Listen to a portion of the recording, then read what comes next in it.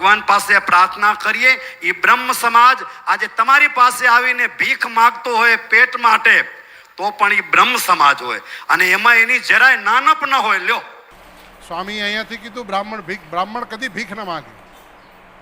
બ્રાહ્મણ દાન સ્વીકારે અને બ્રાહ્મણને 6 કર્મનો અધિકાર છે. દાન દેવું, દાન લેવું, વિદ્યા ભણવી, વિદ્યા ભણાવવી, યજ્ઞ કરવો, યજ્ઞ કરાવો. અને તમે 5 રૂપિયા આપો તો અમે કહી ધનવાન, પુત્રવાન, કીર્તિવાન, આયુષ્યવાન ભવા, મનકામના સિદ્ધિરસ્તુ. આ બ્રાહ્મણ છે એ દાન સ્વીકારી અને તમારા કુળને તારે છે, ભિક્ષા નથી માંગતો. સ્વામિનારાયણ સંતો દ્વારા અવારનવાર હિન્દુ સનાતન ધર્મ વિશે કરાતી વિવાદિત ટિપ્પણી ચર્ચામાં રહેતી હોય છે. ત્યારે આવો જ એક કિસ્સો માંડવી સ્વામિનારાયણ મંદિરમાં ચાલતા વૃંદાવન સેવા અમૃત મહોત્સવ દરમિયાન સામે આવ્યો હતો, જ્યાં બ્રહ્મચોર્યાસીના શુભ અવસરે સ્વામિનારાયણ મંદિરના શાસ્ત્રી સૂર્યપ્રકાશ સ્વામી દ્વારા બ્રહ્મ સમાજ વિરુદ્ધ અપમાનજનક ટિપ્પણી કરાતા ઉપસ્થિત હજારો બ્રાહ્મણોની હાજરીમાં આ નિવેદન ભારે ચર્ચાનું કેન્દ્ર બન્યો હતો. આ સંબોધન દરમિયાન માંડવી વિધાનસભા વિસ્તારના ધારાસભ્ય અનિરુદ્ધ દવેની પણ હાજરી ચર્ચાનું કેન્દ્ર બની હતી.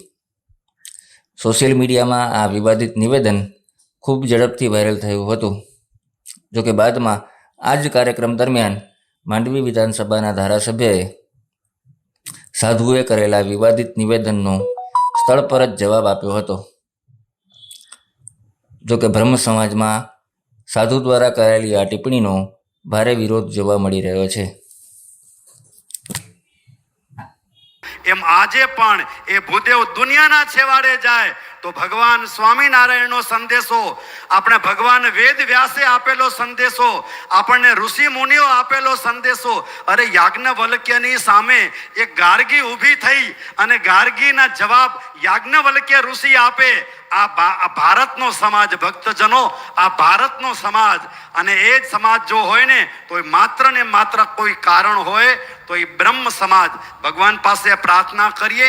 એ બ્રહ્મ સમાજ આજે તમારી પાસે આવીને ભીખ માગતો હોય પેટ માટે, આજે તમારી પાસે આવીને ભીખ માગતો હોય પેટ માટે, તો પણ એ બ્રહ્મ સમાજ હોય અને એમાં એની જરાય નાનપ ન હોય. લ્યો, કે હું તમારી પાસે માગવા આવ્યો છું પેટ માટે તો મારી નાનપ છે એમ પણ ન માને.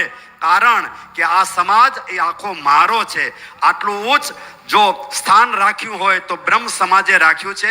એટલા માટે હું વખાણ નથી કરતો, પણ ભગવાન પાસે પ્રાર્થના કરું છું. અને એ હકીકત છે કે બ્રહ્મ સમાજમાં આવું અદ્ભુત તેજ, સામર્થ્ય, ઐશ્વર્ય, શક્તિ અને શૌર્ય છે.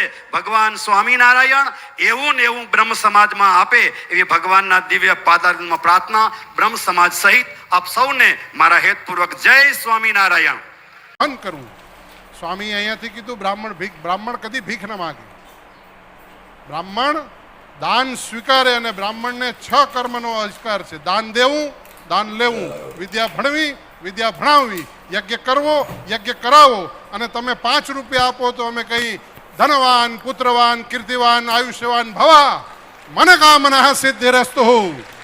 આ બ્રાહ્મણ છે એ દાન સ્વીકારી અને તમારા કુળને તારે છે, ભિક્ષા નથી માંગતો. આ બ્રાહ્મણ છે. પણ એ બ્રાહ્મણને કહું છું બધાને કે એના માટે કર્મ